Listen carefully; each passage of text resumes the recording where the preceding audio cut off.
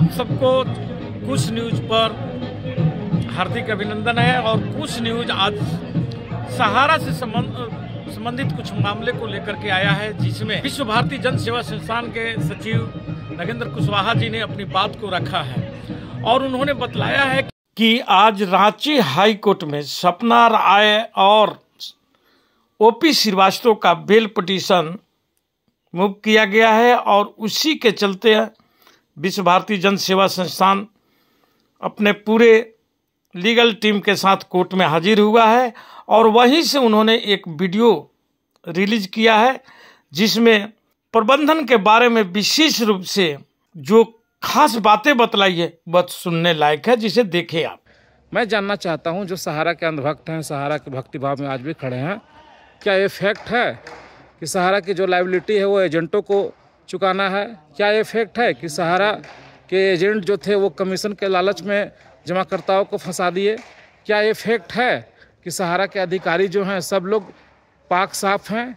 क्या एक फैक्ट है कि सहारा में कोऑपरेटिव सोसाइटी और कंपनियों का अगर भुगतान नहीं हुआ तो इसका कारण एम्बार्गो था या सहारा सेबी का केस था? सहारा के अधिकारी ये नहीं समझा पा रहे हैं कि आपके ऊपर जब कोर्ट ने कह दिया कि एम्बार्गो नहीं है, कोर्ट ने कह दिया कि आपके ऊपर संपत्ति बेचने का रोक नहीं है, कोर्ट ने कह दिया कि आप इनके जमाकर्ताओं का भुगतान कीजिए, फिर भी इन लोगों ने भुगतान क्यों नहीं दिया? सहारा के अधिकारी ये नहीं बता रहे हैं कि किस कोर्ट ने इनको मना किया था कि कोऑपरेटिव सोसाइटी का भुगतान नहीं कीजिए।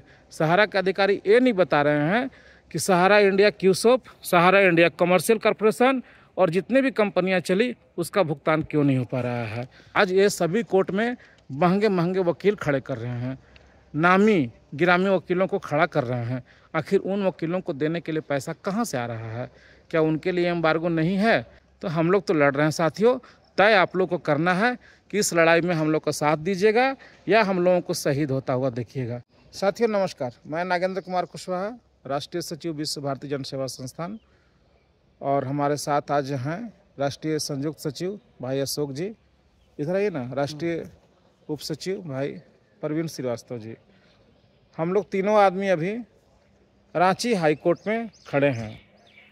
जैसा कि आप सबको पता है, विश्व भारती जन सेवा संस्थान सहारा से संपूर्ण भुगतान एवं इनके किए गए कुकर्मों के खिलाफ आज सभी कोर्ट में हम लोग खड़े हैं, चाहे वो रांची का लोअर कोर्ट हो, हाई कोर्ट हो या माननीय सुप्रीम कोर्ट हो। हम लोग आज इंसाफ के लिए दर दर भटक रहे हैं। साथियों सवाल ये है कि जो लोग सहारा में कार्यकर्ता थे, जो काम किए सहारा में या सहारा में जो जमा करता थे, क्या कभी उनको सपना भी आया होगा कि सहारा में हम पैसा जमा कर रहे हैं और पैसा निकालने के लिए CRCS, lower court, high court और सुप्रीम कोर्ट तक हमको जाना पड़ेगा? क्या कभी ऐसा आप लोगों ने सोचा था? मुझे तो नहीं लगता है कि किसी ने सोचा होगा कि एक दिन पैसा निकालने के लिए हम लोगों को सभी कोर्ट का चक्कर लगाना होगा, न्यायालय का चक्कर लगाना होगा, वकीलों के दहलीज, वकीलों के घर पे जाना होगा, और क्या क्या कठिनाइयों से गुजरना पड़ता है ये हम लोग महसूस कर रहे हैं। आज रांची हाई कोर्ट में 9 केस लगाया गया है सहारा के द्वारा, जबकि हम लोग इंसाफ मांगने के लिए कहाँ गए थे? सबसे पहले सहारा के पास गए थे कि भैया जो पैसा लिए हो हम लोगों का दे दो। सहारा ने नहीं दिया तो हम लोगों ने CID का दरवाज़ा खटखटाया कि भाई हमारा पैसा नहीं मिला है, हम लोगों का पैसा दिलवा दीजिए। CID के कार्रवाई के डर से CID में इन लोगों ने ये लिख के नहीं दिया कि हमारा मामला सहारा सेबी का है, हमारा मामला एम्बार्गो का है, ये सब हो जाने के बाद हम भुगतान कर देंगे। ये वहाँ नहीं लिख के दिया। ये लोग अपने बचने के लिए लोअर कोर्ट और हाई कोर्ट में चक्कर लगा रहे हैं। और सबसे दुर्भाग्य की बात तो ये है साथियों कि जो लोग आज भी सहारा के पक्षधर लोग हैं, जो सहारा का पक्ष ले रहे हैं, लें, कोई दिक्कत नहीं है, लेकिन ये बताएं कि सहारा में जो एजेंट काम किए थे सब लोग कमीशन के लिए ही आए थे, सब लोग 2 पैसा यहाँ कमाने के लिए आए थे। लेकिन ये लोग पिटीशन क्या दाखिल कर रहे हैं लोअर कोर्ट और हाई कोर्ट में कि सहारा में जितने भी एजेंट काम किए थे ये कमीशन के लालच में आए थे और जमाकर्ताओं का भुगतान की जिम्मेवारी सहारा की नहीं थी, इनकी जिम्मेवारी थी।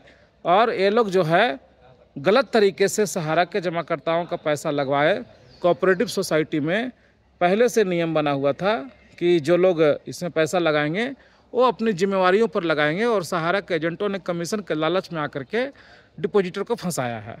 तो इसीलिए केस सहारा के अधिकारियों पर नहीं चलना चाहिए, केस उनके जो एजेंट्स हैं उनके ऊपर चलना चाहिए। ये इस तरह का पिटीशन FIR लोग किए हैं। मैं जानना चाहता हूं, जो सहारा के अंधभक्त हैं, सहारा के भक्तिभाव में आज भी खड़े हैं, क्या ये फैक्ट है कि सहारा की जो लायबिलिटी है वो एजेंटों को चुकाना है? क्या ये फैक्ट है कि सहारा के एजेंट जो थे वो कमीशन के लालच में जमाकर्ताओं को फंसा दिए? क्या ये फैक्ट है कि सहारा के अधिकारी जो हैं सब लोग पाक साफ हैं? क्या एक फैक्ट है कि सहारा में कोऑपरेटिव सोसाइटी और कंपनियों का अगर भुगतान नहीं हुआ तो इसका कारण एम्बार्गो था या सहारा सेबी का केस था? इस पर आप लोग जरूर गहन आत्ममंथन कीजिएगा कि आखिर हम लोगों का दोष क्या था। आज हम लोग अपने भुगतान के लिए जिस प्रकार से दर दर की ठोकर खा रहे हैं, और कहते हुए मन भी दुखता है कि किस कंपनी में हम लोगों ने 20 साल 25 साल अपना समय दिया कि उस कंपनी से पैसा अपना और अपने जमाकर्ताओं को निकालने के लिए आज कोर्ट का चक्कर हम लोगों को लगाना पड़ रहा है। कोई अधिकारी सहारा का आगे आके नहीं कह पा रहा है कि भुगतान की जिम्मेवारी हमारी है। कोई जमाकर्ता और कार्यकर्ता को घबराने की जिम्मेवारी नहीं है। सब लोग केवल बचना चाह रहे हैं, कैसे हम बचें, कैसे हम जेल न जाएं, कैसे लोगों का पैसा हम लोग हड़प करके बैठ जाए, ये इनकी मंशा है। दुर्भाग्य हमारे कार्यकर्ता जो ठीक है 10 लाख की संख्या नहीं होगी, 4 लाख 5 लाख की भी हो जाएगी, मुट्ठी भर लोग आज जाग पाए हैं, बाकी लोग आज भी खामोश हैं। आज भी कोई LIC में एजेंसी कर रहे हैं, कोई जाकर के पोस्ट ऑफिस में एजेंसी कर रहे हैं, अपना और अपना जमाकर्ता का भुगतान के लिए आगे नहीं आ रहे हैं। जो लड़ रहा है उनका पैसा मिल रहा है, जो नहीं लड़ रहे हैं उनका पैसा नहीं मिल रहा है। सहारा के अधिकारी ये नहीं समझा पा रहे हैं कि आपके ऊपर जब कोर्ट ने कह दिया कि एम्बार्गो नहीं है, कोर्ट ने कह दिया कि आपके ऊपर संपत्ति बेचने का रोक नहीं है, कोर्ट ने कह दिया कि आप इनके जमाकर्ताओं का भुगतान कीजिए, फिर भी इन लोगों ने भुगतान क्यों नहीं दिया?